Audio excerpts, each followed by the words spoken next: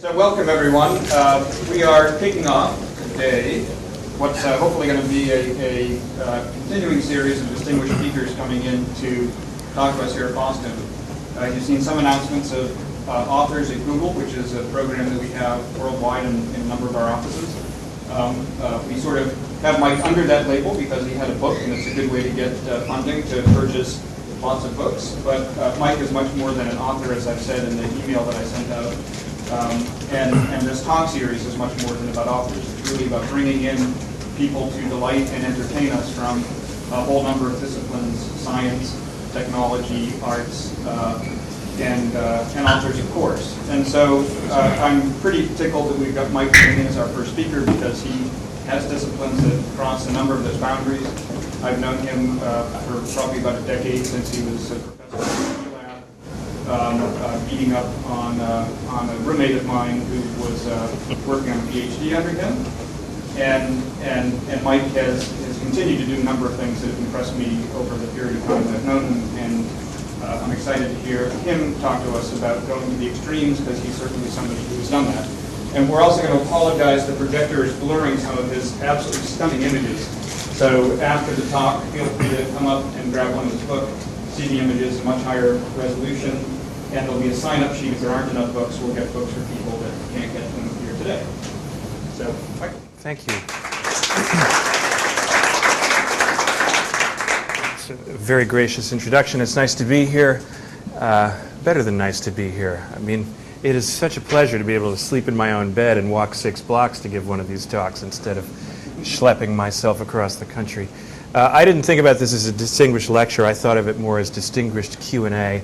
I'd much rather meet you all and have a conversation, but I have a little bit of show and tell stuff that I'll try and plow through quickly, maybe a little more quickly because of your mangled projector situation. But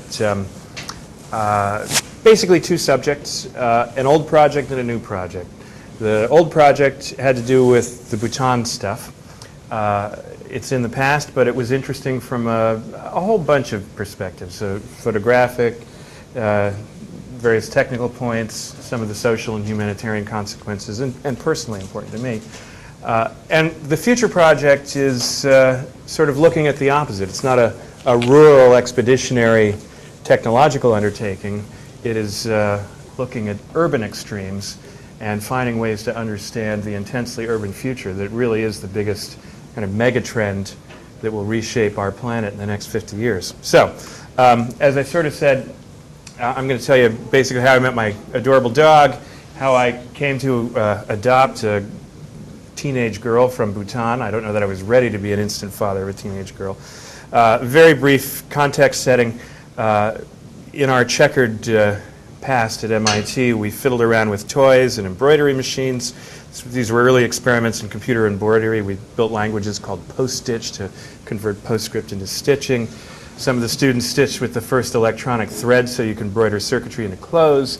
Fiddled around with dancing shoes and strange computerized appliances, first electronic nose. I was actually part of a project to begin to think about what it might mean if you had codified smell, both for input and output, sort of the same way we can sample images through pixels and radiate them back out, or audio samples. Hasn't been done yet for smell or taste, and when it is, computation will enter a much more sensual realm. That, by the way, was the very first scratch and sniff computer that I'm aware of. So you scratch the orange, and this evil scientist-looking smell synthesizer would emit orange smells, and if you poke the baby, you'd smell infant-oriented odors.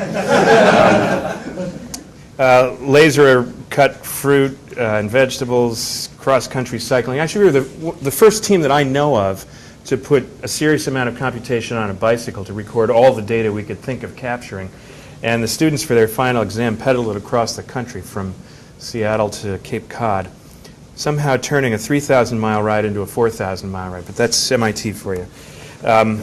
First on-the-body instrumentation, both for sports figures and for jewelry people. Evil bathroom scales that would record your weight and identify you from your footprints. Little things in photography, like being able to know where you actually took a picture by pounding a GPS into the camera. This is all work that was done more than 10 years ago, mostly. The data camera dated from the slide was taken in 1996. So let's get into the rural stuff. And again, to sort of pull you forward into the Bhutan work, we developed a tranche of research programs at the laboratory that were expeditionary in nature. And this was a time before all sorts of nimble little personal gadgets. It was just after the into thin air disaster years on Mount Everest. This girl, by the way, lives in the shadow of Mount Everest. And we wound up proposing to DARPA to undertake a number of expeditions.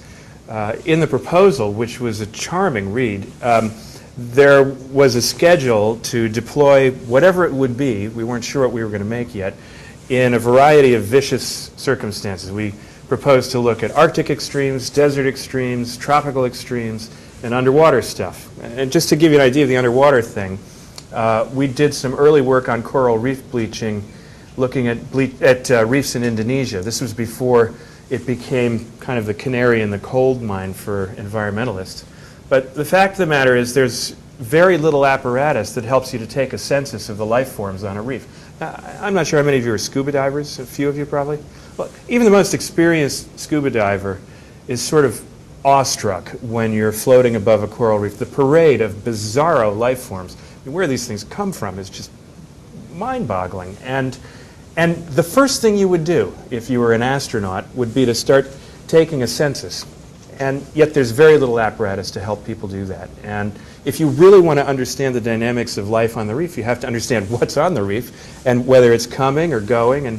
And all of that stuff has really been done so far by seat-of-the-pants observation, talking to local fishermen, kind of alarmist science, if you will. And a great deal more creative technological investment and scientific investment needs to be made. So that was one piece. And let me just show you some pictures. I'm going to try to go through these quickly because it pains me as much as it pains you to see things at less than full fidelity. The Everest work we did in 1997 and 98 and 99. 97 was the into thin air year, if I'm remembering correctly. And M.I.T. was the science leader on what was really the first big technological expedition to Mount Everest. We partnered with the Museum of Science right around the corner, which was founded by Brad Washburn. Brad was the man who mapped Mount Everest, an extraordinary figure in the history of our corner of America, really the guy who invented the Modern Science Museum. And Yale and NASA and some others were involved. We did a number of things. For instance, with Brad, we surveyed Mount Everest using GPS. That exposed bedrock is at 29,000 feet, about 30 feet below the summit, roughly. It's the highest bedrock in the world, swept clean of snow and ice by winds from the Nepal side. We screwed a permanent steel bolt into that rock and used GPS. In those days, it was pre-selective availability, but we had special surveying instruments that integrated over time and gave you a fix to within about a spherical millimeter. And the value of this was that you could, I think I've got one more little picture. There's a close-up of it. Essentially measure that spot year after year and see how the mountain deformed. And Mount Everest was the last missing survey point in a chain of peaks that stretched all across the Nepalese Himalaya. And the idea was to watch the whole Himalayan range as it changed. It's one of the more active mountain ranges in the world. And you could literally see Mount Everest grow. And with this measurement, the summit height of Everest was refined. It used to be 29,028 feet high. I'm happy to report, if you haven't heard, that it's actually 29,035 feet high, so an extra 7 feet. We looked at telemedicine and climatology. That, for instance, was a satellite weather probe, which was very much a novelty in those days. Ran on batteries for about a year, blinked up bits to a polar orbital satellite, the Argos network is what it's called. So about 10 times a day you could flick up 32 bytes worth of weather data. And that meant you would carefully code several hours of weather data into one little packet. It would blink off the satellite and arrive at the internet. Well, why was this interesting? For a couple of reasons. First of all, the advanced high-altitude Sherpas took these probes and deployed them at altitude in advance of the rest of the team kind of staging up to reach the summit. And we were down at base camp with satellite access to the internet. We had to have that because the climbing season on Everest is April, May. which is final exam season at MIT. And in order to yank these damn students out of their classes, we had to get permission to let them take their calculus finals via satellite, and at 17,500 feet at base camp. But when they weren't taking their tests, they could log back into MIT, see the up-to-the-minute weather data, and then radio the guys up at Camp 3 and say, hey, it looks like it's 45 degrees and sunny up at the next stage. Go for it. Of course, the more interesting thing about an experiment like that is it gave us a year's worth of weather data, and all of us who looked at it, none of us were climatologists particularly, but several did use the data to write reports. We were stunned by how warm it actually was on Everest. And I think there's a common misperception that these places are cold. The reason they feel cold, and they do feel bitterly cold, is because there's no oxygen. And your body needs oxygen to break up carbohydrates and burn them to generate heat calories. So in the absence of oxygen, you get cold much quicker. And that, in fact, is most of the reason why climbers on Everest use supplemental oxygen. It's because it prolongs their work day. Otherwise, they get too cold too quickly and too tired. Anyway, the satellite probes gave us a picture of just how warm it was starting to get on Everest. And here's a few random pictures trekking across gorges. That's the scene at base camp. And these are some of our graduate students fooling around in the Khumbu icefall. That's actually not Everest. This was the prototype weather probe, which we tested out on Mount Washington, where I can tell you it is much colder than it actually is on Mount Everest. And that was our one-hole golf course at Everest Base Camp. Challenging life. This is a little project we did in Iceland. One of the students was training for the marathon and wanted to take up cross-country skiing in the winter. I made the standard advisor-student bargain. If you can figure out a way to get a thesis out of cross-country skiing, I'll pay for it. And he proposed to build a skidometer, kind of a little widget that would measure how fast and how far you'd skied. Not an easy problem. I mean, everybody who's building cross-country skis sells them based on style and marketing. You know, should you use the red ones or the blue ones, the wax ones or the waxless? Well, there isn't a lot of real numbers that tell you what sort of miles per gallon you would get on this kind of cross-country ski. So they took some of the very first MEMS chips and built them into little bricks that actually measured all that stuff. The only problem that year was that we couldn't test it out in New England. It was a terrible snow year in January that year. Air tickets were way too expensive to go to Colorado, but we got lucky. Iceland Air introduced a 2-for-1 deal. You could fly to Reykjavik for $299, 2 people. Apparently, nobody goes to Iceland in January, so we sent the whole damn team there, and it didn't cost that much.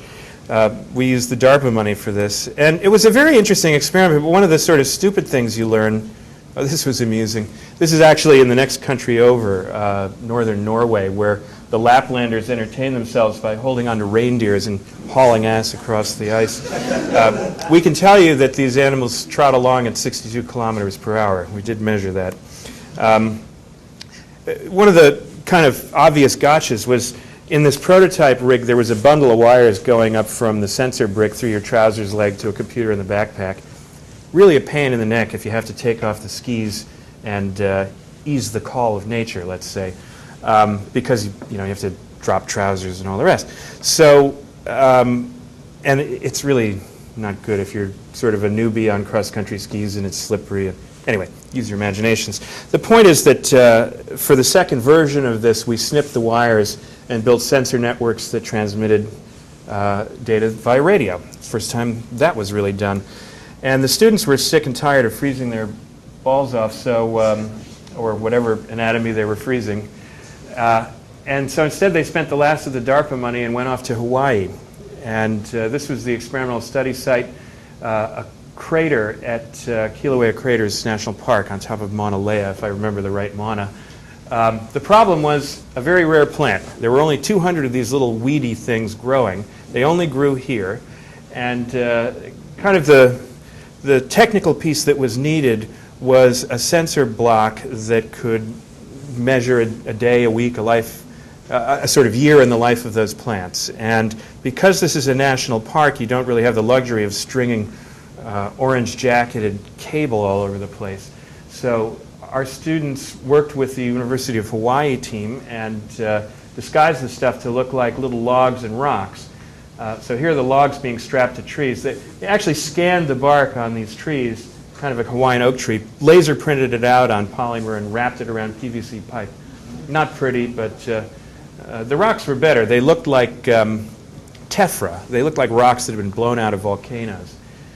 We actually called this network TephraNet, and there were little sensors hidden in them. It's sort of like Disneyland. You know, if a tourist tripped over one of these, they'd see a wad of strange alien electronics and probably freak out.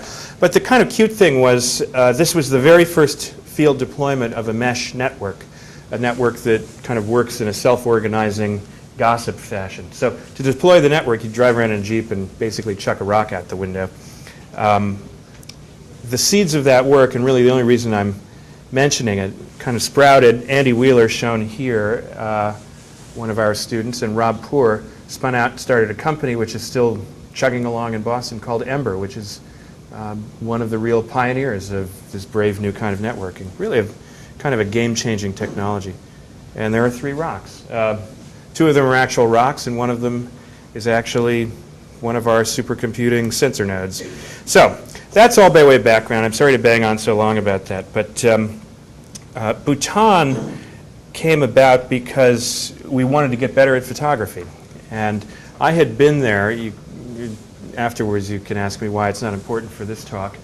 And I was very struck by the country. I think I've got some maps here. I'll situate you. Bhutan is there. It's at the same exact latitude as Disney World in Florida, which is 27 degrees north. But the elevations are more like Aspen and up. The actual country is tiny. You can think of it as the Switzerland of Asia. In fact, it's almost exactly the same land size as Switzerland, 40,000 kilometers. But interestingly, the southern border here is at about 1,000 feet above sea level, and the northern frontier in the high Himalayas gets up to 25,000 feet. And this distance in between is about 150 miles as the crow flies. So you get an astonishing compression of ecological zones. The other thing that's interesting is the culture. This is one of the last intact cultures in the world.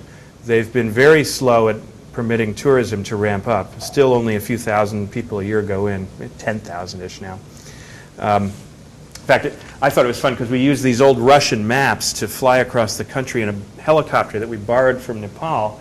And most of the map is basically a blank. It says relief data incomplete, like everywhere. And if you were to land in a different valley, you'd discover that people speak a different language. There are 20 different languages spoken within Bhutan. It's one of the most intensely polyglot countries in the world. The reason for that is that these big rivers come roaring out of the Himalayas, and they carve bottomless, kind of lost horizon valleys. It takes kind of half a lifetime to walk across the country. So people don't. Yes? It seems like India and China care about every square foot of land in that part of the country, in that part of the world. Why don't they care about Bhutan? You know what I mean? Yeah, I know exactly what you mean. For the same reason that Switzerland remained kind of naturally independent. It's really a pain in the ass to bring your elephants over the mountains and, ask a Roman. Bhutan enjoys that relationship with China. So China could just walk right into Tibet and nobody paid any attention. They can't just walk right into Bhutan. It's a problem. And long ago, the Bhutanese developed a kind of happy arm's-length relationship with India, a friendly and cordial relationship. And so they've never been threatened by India. And things seem to be stable enough that it's going to be an independent country for a long time. The British tried and failed to conquer Bhutan as they were tromping around in India in the 1800s. They tried half a dozen times, and they found it to be just a really unpleasant place to try to shoot people. So, but it's a beautiful place to travel around. These are sort of beauty shots of the Himalayas. That's the most lovely base camp I think I've been to. That is a shot of Mount Jumalhari, which is a 25,000-foot mountain, from a base camp which is at about 14,000 feet. But you have the ruins of an ancient medieval monastery and prayer flags fluttering on the hills, and tigers running around in the woods eating yaks. It's a beautiful place. This is far eastern Bhutan, little slice of architecture. Unusual architecture. It's kind of Chinese Frank Lloyd Wright. It has an oddly Shangri-La contemporary feel to it. This is a fantastic building, by the way. It's perched on a cliff that has a sheer 3,000-foot vertical drop, and it happens to be the temple. It was built about 1,000 years ago in which Buddhism really took root in Bhutan. It's called the Tiger's Nest. This was on a trek in the Far East. The culture is Tantric Buddhist, and it's basically been allowed to flourish without interruption from wars for about 1,000 years. And some of the dances that you see are among the oldest dance forms performed anywhere in the world. These rituals have been going on literally for 1,000 years. And if you're traveling in the country and you wander off the road a day or two and get to a little village, you can probably convince yourself that you were the first Westerner ever to go there. And sometimes you'll be right. It's that kind of country. What we did was we organized a series of half a dozen research expeditions really to push on photography. This was at a time when digital cameras were just barely starting to happen, but people didn't think they'd overtake film anytime soon. So we wound up shooting the whole country, about 80,000 photographs. We were aggressive in our use of GPS, kind of tagged every picture.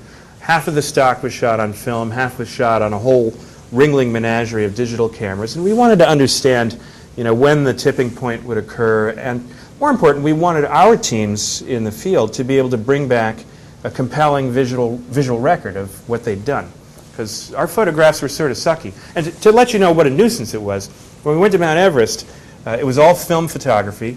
You shoot, 6,000 pictures on Fuji Velvia slide film. First thing that happens is the color laboratory mislabels the slides, which is a real nuisance. And then a graduate student carrying the tray of slides trips and falls, and it's like losing your whole deck of computer punch cards, which I know is meaningless to you all, but it's not meaningless to me.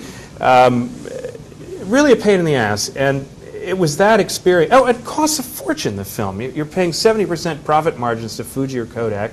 The processing is expensive. I mean, you all know this because everybody plays with digital cameras. But in those days, it was more, shall we say, manly work to get out there and try to push past these little skids.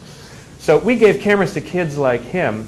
He was one of our photographers, Gyelsey Loday. He's the son of a high lama in a very remote village in the east of Bhutan. There's a little girl I'll tell you about later. She's the one I'm putting through school. Interesting faces. I'm not really a photographer, but it's kind of like what Louis Pasteur used to say, chance favors the prepared mind. Chance also favors the prepared finger. And if you put yourself in an interesting circumstance and you keep pushing the button, sooner or later you get an interesting picture. And out of all the pictures we took, I'm most struck by the faces of people. Kind of the same way I guess Brad Washburn was struck by the mountains that he flew over when he was doing aerial photography. I think faces tell you a great deal at many levels about the nature of one's community and culture. And I'm very captivated by the faces in countries like Bhutan. So we had the kind of paradigm early on of giving cameras to kids and taking kids with us everywhere we went. In retrospect, that really feels to me like one of the luckiest ideas I've ever had, because I've traveled many places, but I've never had more fun than I had on these projects in Bhutan or similar ones we did in Cambodia. No matter how charming and nice I try to be, I'm basically a big, ugly white guy from somebody else's country. But if a young person leads you by the hand into their home, all of the dynamics change, and suddenly you're a guest, and there's stories. And there are moments that you'll remember vividly forever, and it sure is nice to be able to take pictures of those. That's a trip, and all of us who participated in these Bhutan trips were infinitely fortunate to have benefited from that. This girl, Choki, is the one that's going to school here. She's putting on a pair of headphones in a Nepali helicopter we had to borrow from the head of the Royal Nepal Air Wing to get across the country quickly. It takes about 3 or 4 days to drive across on a spaghetti road that's hacked out of the Himalayas at 12,000 feet. But it takes an hour and a half to zip across in a helicopter, and time was short on one of our trips. The kids got to meet the living national treasures of the country. That's Gyelsey talking to Aji Kunzang, who is the kind of the caretaker of Bhutanese folklore and culture, also the foremost expert on the Yeti, and we wanted to make sure that if there was a Yeti to be found, we'd get the first picture of it. It's the abominable snowman. These are Choki's grandparents, faces full of character. They're among my favorite portraits in the whole set, and among the nicest people I think I've ever met in my life. Infinitely adorable kids. charming native dress. Girls wear full-length dresses tied tightly. The dress is called a kira, and there's a brocade jacket that's always turned up with colorful cuffs. So even though these things are woven out of local wool, they wind up being just incredibly, both simple and disarmingly elegant at the same time. Little boys, colorful dances. Let me just pop through this stuff.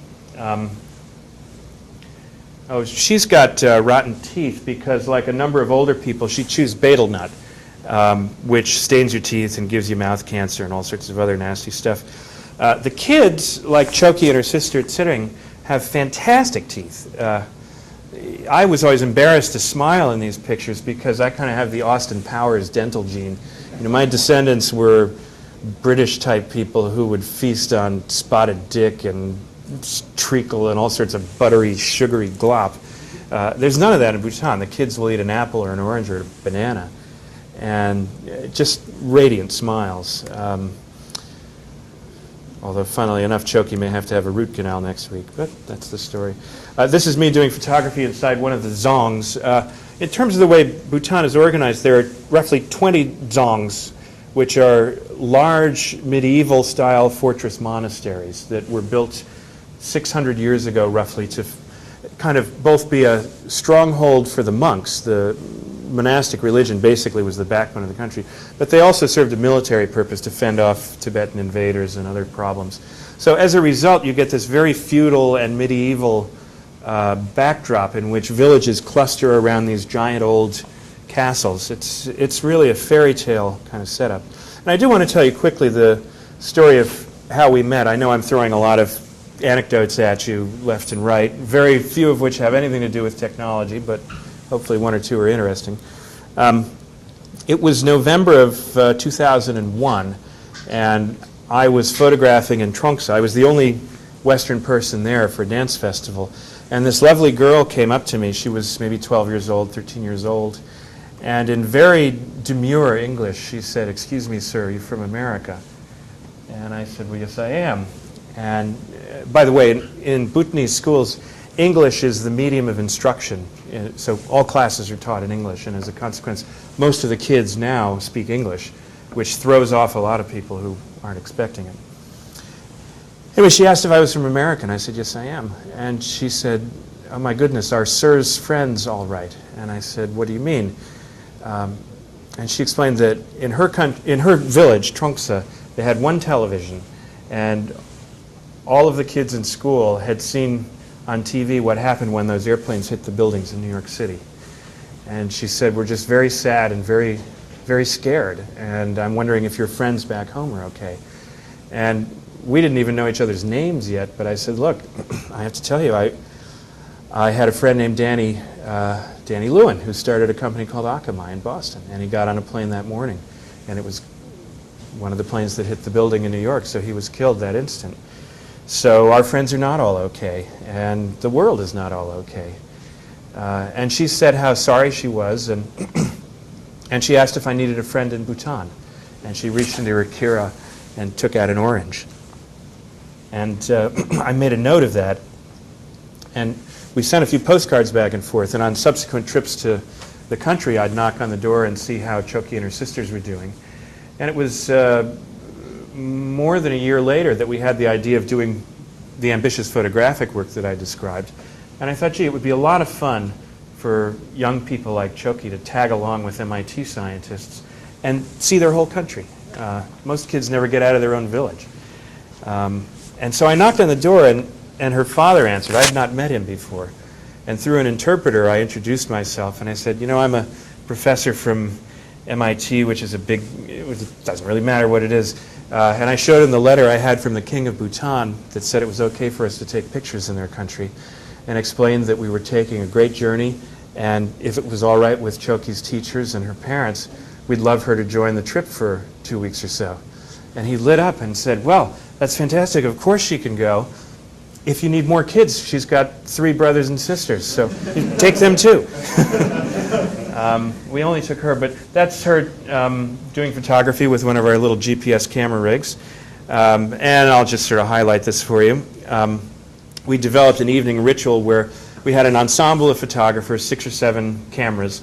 The chips would come funneling in, and we'd pound them through our little import stage, integrating with all the GPS data that had been taken. The GPS trick was simple enough. It's now widely known, but it was sort of a novelty in those days. Basically, we had one GPS. The team more or less traveled as a group. We weren't going to the 4 corners.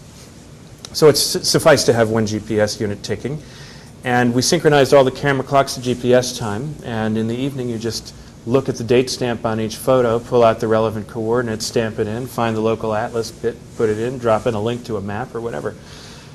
Incredibly useful, because after the smoke had cleared, we'd shot almost 80,000 images. It's the world's largest archive of images of Bhutan. And when you wanted to go back to a place, you need to search by locale, and now you can. And you need to cut through all these pictures taken by all these people, and this system made it very easy for us to do that. And it's all online on a server. It's our intention to try and plant that in Bhutan. We've always wanted to create a national image treasury, conceived as a sort of permanent depository into which anybody who takes a picture can place their images, and they'll be preserved for eternity. Bhutan, I think, is a wonderful test tube in which to do that, because it's a small enough country that you can, and it has a spectacular enough country that it needs to be captured, because in 50 years, the pictures that are taken, you know, they'll be like Audubon bird prints. Half of them will be extinct. Those ways of life are going to change. And I can show you very quickly, I think, yeah, this. This is actually online, and it's a couple of terabyte server off at M.I.T. Again, we set that up long before it was fashionable. And here's 5,000 pictures I took on a small personal trip in Bhutan about 2 years ago. Each one of these kind of big sections is a day. Each frame within the day is a different location. And I just want to sort of skip ahead and give you a quick feel for this. This software is now almost 10 years old. It stopped changing about 5 or 6 years ago, I think. Yeah, this is a good day to look at. It might take a moment to load these depending on how fast the network is and how slow my computer is. So this day is expressed as, I think, 400 images, and I'll put up the thumbnails and hide the metadata and step through a few. And it's nice and quick. That girl, 21 years old, Jangchuk, is the local healthcare worker, and we're walking up to the tiny little zong here. She's dressed properly because when you set foot in a religious place, you have to be. This is one of these far-flung outposts. It really is tiny. There's just 17 young monks who study here. And as you can see, it's really sort of nice to be able to just zip through the pictures. It's all coming over the net, and it's almost like watching a movie because we do the caching properly and all that. I don't want to dwell on it, but it still irks me that things like iPhoto and Picasa are, you know, kind of clunky. And this solved a great problem for all of us, because later on when we needed to digest the pictures and figure out which ones should go in a book, you know, a dozen photographers were sprinkled around the world, but they could all just kind of go online and make their decisions. So let me get back to the picture show. And I want to tell you a little bit about the genesis of the giant book, and then talk to you a bit about the urban projects that we're concocting. So one of the things we wanted to do was find a way to use the photographs to benefit the kids and the schools there. I mean, there's no resources. There's no libraries. There's no books. There were no computers in those days. And we had hoped when we began the project that we might find a way to publish the photos and produce a book that would raise a little bit of money. The problem was I kept getting thrown out of publishers' offices because they'd say, Bhutan? Who the hell cares about Bhutan? Nobody in this country has ever heard of Bhutan. Nobody's going to buy a book about Bhutan. People don't buy photo books anyway. We make our money off of royalties from Harry Potter. Thanks. Have a nice day.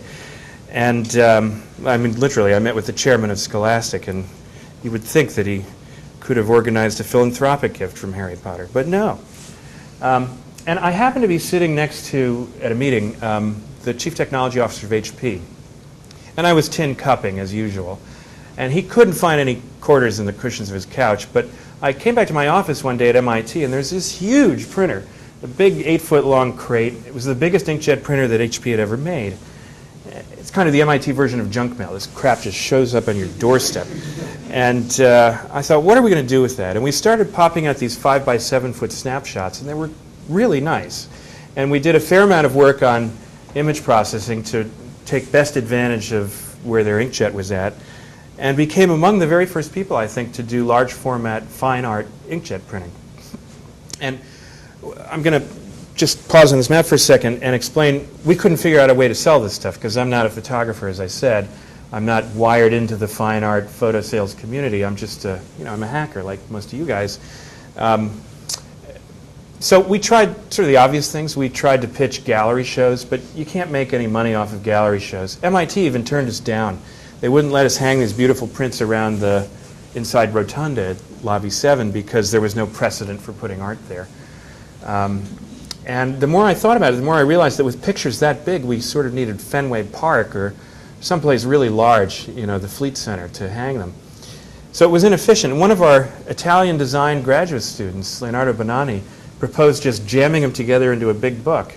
And I said, that would be a lot of fun. So we had the printer just spit out 100 feet of paper one night and folded it up and stuck it in a kind of folio. And it was really, really cool. Everybody smiled when they saw it. And I thought, let's go for it. Let's just make a big book. And the big book needed a big something, a big end page to inspire you as you opened it. And I ran into a guy named David Macaulay, the Way Things Work illustrator, and he offered to doodle it up for us. So we began iterating on maps. One of the things I loved about working with David was that he's the best terror-upper of things I've ever worked with. He'd slave away for a week or two and come up with some drawing, and I'd say, looks great, except we could lose the bomb site over Bhutan and maybe make that part of the world a little bigger. He'd say, no problem, tear it up and come up with another idea where you'd sort of put Bhutan over the rest of the world at a funny angle and have little sketches from an artist's book kind of pinned around the edges. And I'd say, that's great, I love where it's going. And he'd tear it up and come up with a different approach, kind of a big Bhutan with a map of the world and insets and things. And I'd say, great, stick with that. And he'd come up with another one. And I finally told him to quit screwing with it, and we colorized it. But all of these insets and cartouches are things that the travelers to the country would be familiar with. So there's the famous base camp at Jamalhari, or the Nepali stupa, or the yaks, or the what have you. And so here, for example, is the tiger's nest I mentioned earlier, Taksang, way up on that cliff. And that was the photo that turned into David's drawing.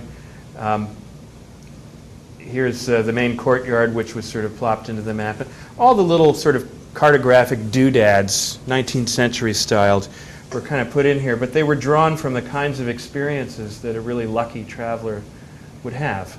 Part of the display challenge was getting really big pictures like this, life-size people, to look as good as they possibly could in this funny format. And the way the piece actually works, it stands up on an easel. It's printed from 400 feet of paper, continual inkjet printing, and then accordion folded like an Asian book, gathered in the spine. So you only get a crease down the middle. You never have an alignment problem or an issue when you're looking at one open spread. And because of the way it's folded, it stands up in the easel. We even wrote a very charming patent on the method and apparatus for making ridiculously large books. There's a blueprint for the whole thing.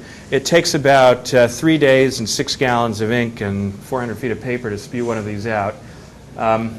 Here's how it's assembled over in Charlestown at the Acme Book Bindery. By the way, I wish I could say I was some kind of genius and knew exactly who to call to bind this contraption, but what I am is tenacious and persistent as hell, and also just kind of, first principles. I literally opened up the yellow pages on paper, looked under book binderies, took the first name off the list, and it was Acme. And they were about a mile from my front door. So I called them up, I walked in with this prototype, and I could see them looking at me like, get the net. He won't come back. But I kept going back, and they eventually fell in love with the project. It turns out Acme is the world's oldest continually operating book bindery because they cater to all of the research libraries here in the Boston area.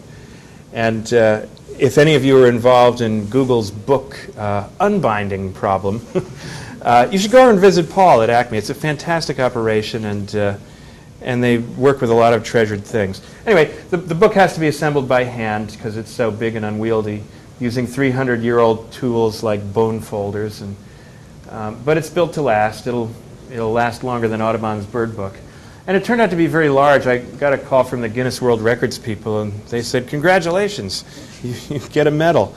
And I said, that'll come in handy, because I didn't know how to sell these books either. And I called up somebody who does. I called Jeff Bezos at Amazon, emailed him actually, and basically said, "Jeff, I think you really can be the world's largest bookseller." And he said, "I already am." I said, No. I mean, really. This was my 15 minutes of fame when I turned up in Ripley's Believe It or Not in the Sunday papers. The two kids who helped us most with photography traveled around the world with us as we showed this book in different cities, different countries.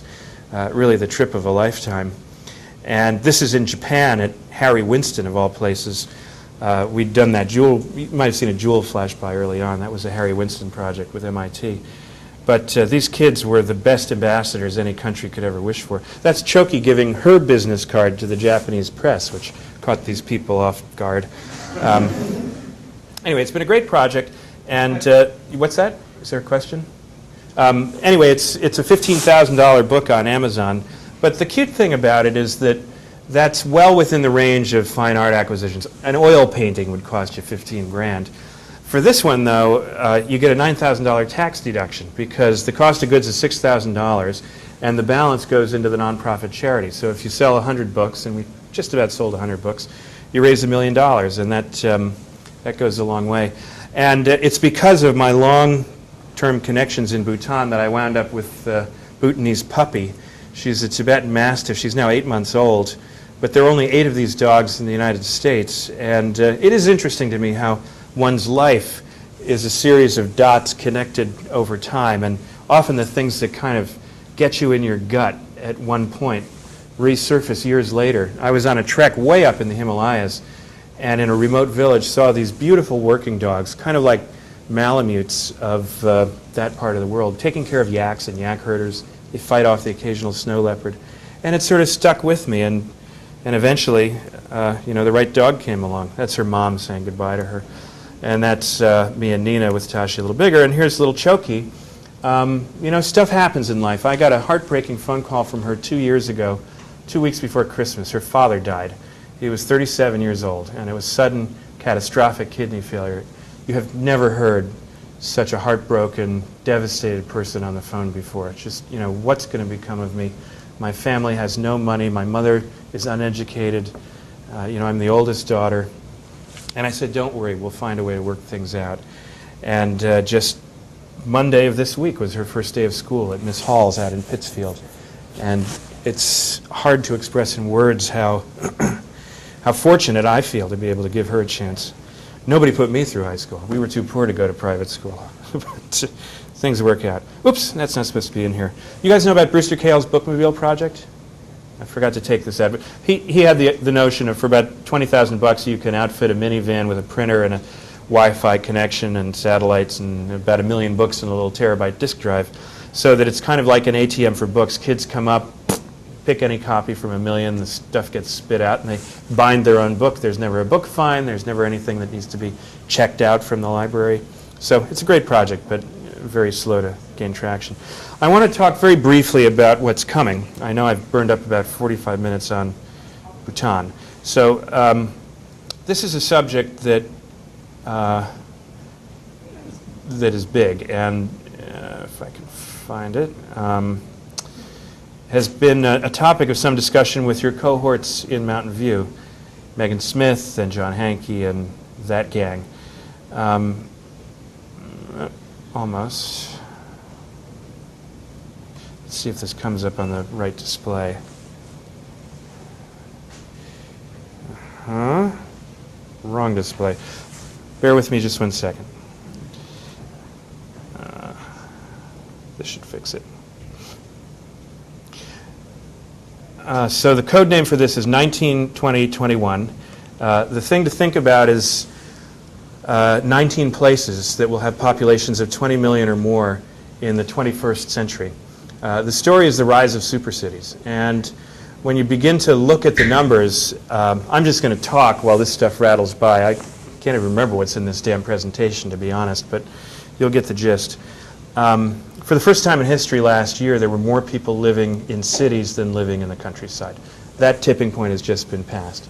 By 2015, 27 of the 30 biggest cities in the world will be in the developing world. These will be the economic, cultural, kind of social hubs that move the world forward. The rise of intense agglomeration, urbanization, is without question the biggest megatrend that will change the map of the world's economy and cultures in the next 50 years. The world is not flat. The world is a bunch of rising peaks, and those peaks are really going to change the shape of things.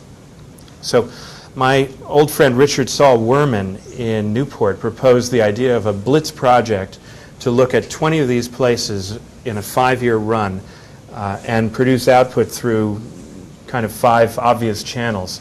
Web stuff, you want to kind of build a web compendium of each place. Television, books, if that's still relevant, I think it is, and exhibits and events. And to give you an idea of one slice of that, our working group is basically a small production company.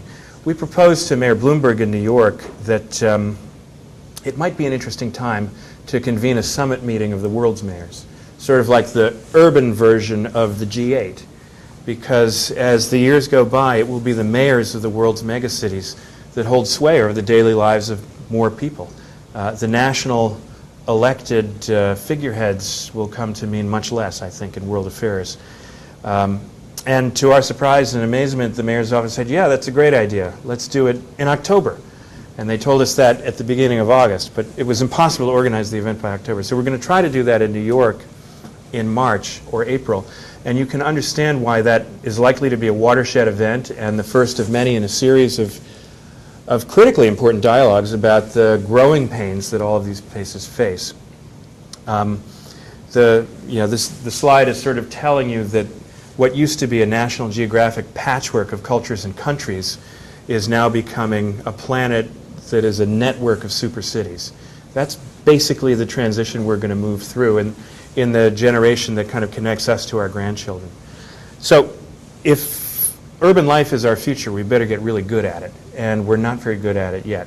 The good news is that the footprint of these places is very promising from an ecological standpoint. Cities have synergies. They make much better use of natural resources and power and all the rest. They could do vastly better in those regards, but basically they are the tool that you need to survive efficiently as a large community. That's why they exist at all. It's very inefficient by comparison to sprinkle people around in the countryside and telecommute. It's extremely wasteful of resources when you really start looking at the numbers. So let me just see if I can find a couple more data points in here that are maybe of interest. I just want to show you one thing that's not connected to this project, but is one of the coolest pieces of work that I've come across in recent years. How many of you are familiar with Steve Seitz's work on phototourism? Just show of hands. Nobody. Okay. Well, I'm very happy to show this to you. Steve, really? You're not just sort of making me feel good? Okay. Better than that. This was first shown at SIGGRAPH in 2006. This rings a bell? So, now how many have seen this work?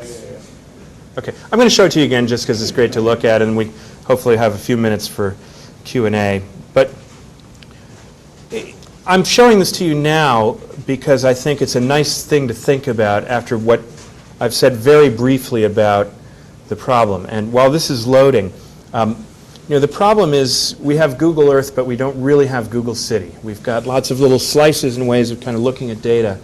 But in a kind of cartographic nirvana, Google City hasn't happened yet. There's no way to kind of interestingly compare these places and understand the risks they face, the kind of growth that they have underway, the different trends.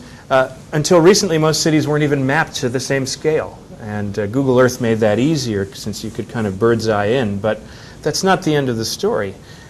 So you really need a tool for assimilating what a city is about and being able to kind of compare them.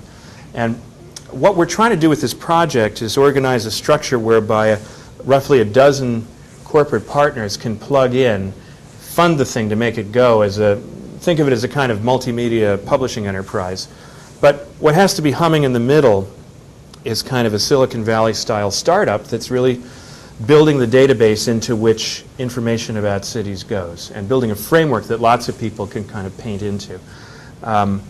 And although we can all see the seeds of that, I think this project has the potential to be a galvanizing force. And part of my discussion with Megan and with John has been to see if we can find a way to get Google charged up enough to do a blitz assault and just shine every little technological piece of light you can on 20 cities over a 5-year period, so that at the end of 5 years we'll have pushed that ball a lot farther. Anyway, here's one possible slice. It just occurs to me this has audio, so I'll talk over it. The old way of looking at pictures is what we're too used to. You know, you crack open a window and there's a lot of postage stamps and you poke at things, and you know, that's good for some things, but not for others. This is kind of the new way, and that's a view past the Trevi Fountain in Rome. There's a point cloud representation of the building behind it that is synthesized from all these little photographs down below. And the system lets you kind of zoom in, and basically what it does is it starts by bundling up all the pictures that are tagged in Flickr with Trevi Fountain. Then it does a kind of image by image comparison to find common elements and begins to find lines of perspective that connect them, and in effect builds a three-dimensional reconstruction and locates where each of the pictures was taken. And the kind of crossings of those pictures give you the point cloud, the 3D point cloud in the background.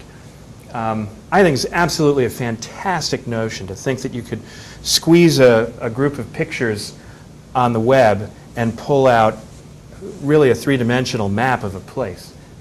It's a mind blower, and it has all the properties that are near and dear to your own gene pool, because it's from the roots and lets the talents of many people feed a much greater synergy. And the thing is showing you that you can kind of very quickly compare different views, different times of day. It's just fabulous, and I'm not going to bore you with the rest of it. It's not boring at all. In fact, here's an interesting thing that's, I think, Google-esque. Actually, two things. Can't resist.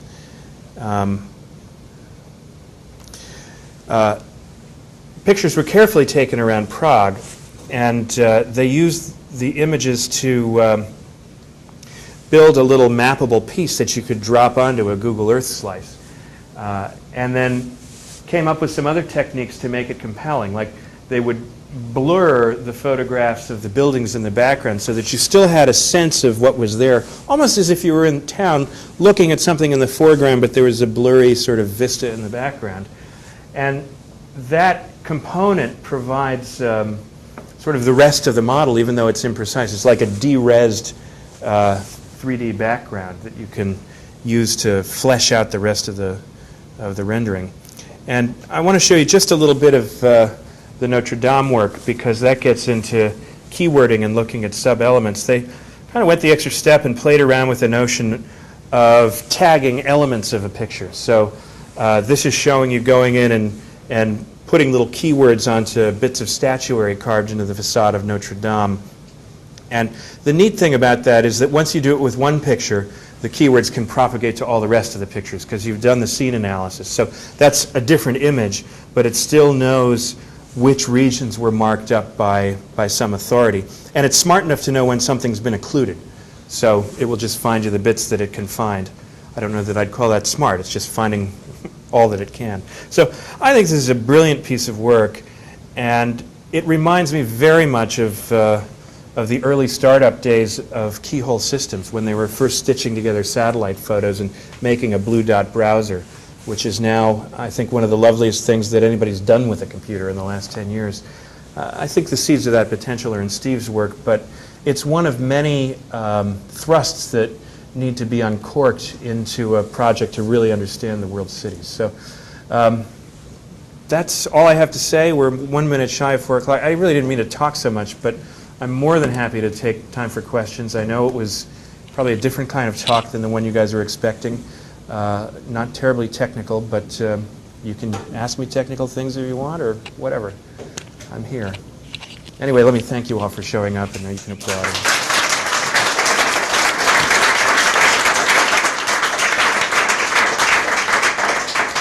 But I'd be much happier if there were questions. Yeah. I think one of the things that really surprises me about urbanification is I sort of expected with increased global telecommunications that it would be the opposite effect. And so why do you think that that trend happens when telecommunications exist? Well, because forming groups make us more robust individuals, period. And telecommunications has to be seen as one tool to connect people, but it's not necessarily the primary tool. The primary tool is sex. And the secondary tools are forms of community that basically bring you together. You know, it is a little side anecdote. A study was done in Texas on heart patients who were going in for elective heart surgery.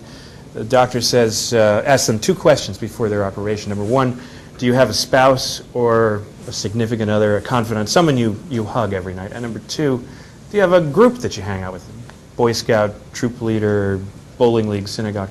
Well, the patients who answered no to those 2 questions, you know, do you have a buddy and do you join a group, were the patients who died, basically. And the patients who answered yes had a factor of 7 greater life expectancy. Factor of 7. And yet, no doctor asks questions like these of their patients to assess how robust they are before surgery. And any such doctor ought to write them instantly a prescription for a new, you know, G phone or iPhone. You know, free cell phone service for you. Please call some people, because it's the friends and family and the human basic connections in your life that give you reasons to live and make you robust. And on a larger scale, it's cities that do that for communities and cultures. So that's kind of a primary force, and I think telecommunications, as vital as it is, and as much of a nervous system and a massive industry as it is an extension of that fundamental instinct. There was a question over here first, I thought. Yeah, one here, sure. Yeah, it was about that. Aren't there studies that show people in cities are more isolated than people in suburbs? Or I think they're looking at a different phenomenon. It's sort of the lonely in a crowd problem, where you know, the flip side is that cities and kind of modern lifestyles give you the luxury of not depending on families. You can just depend on Domino's to deliver pizza through a crack in the door. And so, yes, there's a large segment of the population that isn't thriving for kind of that reason. Yeah. For a less technical study, I found myself, as you were talking about Bhutan, completely fascinated by the human element. Yeah. I kind of wanted someone to write Choki's story now, so I can go read that. But did you, I guess, has the response to the book, have you gotten that sense that the response to the book is, you know, that people are very interested in that human element? And going into the project, did you expect that? Did you expect to find these great sort of human stories and come out with something as powerful as what we heard? Going into it, we never expected to come out with what we did. It was just a much more interesting place on so many levels than we expected. And the work that was done, I think, rose to the occasion and was just really nice. I'm very proud of what we accomplished and consider it to be one of the lovelier chapters of my career. In terms of heightening awareness, it is a fact that before we published the giant book, Bhutan was not on anybody's radar. Nobody really had heard of the place. And ironically, the day the book was introduced in New York at the Explorers Club, December 15th, 2003, was also the same day that Bhutan really hit the newspapers because a small war flared up. There was an Indian separatist fundamentalist group that had encroached into Bhutan and was camping down in the jungles, and they had no home in India. So anyway, suddenly Bhutan was in the news, and it became known again as the place that was preaching an economic doctrine based on gross national happiness instead of gross national profit. People began to remember that it was the last country in the world to get television in 1999. And then the following year, the king turned Bhutan into the first non-smoking country. So it's kind of, and now they're turning it into democracy. But basically, our book came along just as the country began to open up, and because it was such a crazy novelty about such a fantastic place, a lot of people kind of perked up and signed up for trips and began to pay attention to this place. And now it's regarded as a sort of trip of a lifetime, fantastic vacation destination. But I think everybody has the sense that there's a lot more you can get out of a visit to a place like that in terms of recalibrating one's sense of scale in the world and in communities. And I'd like to think that our work has helped increase awareness of that.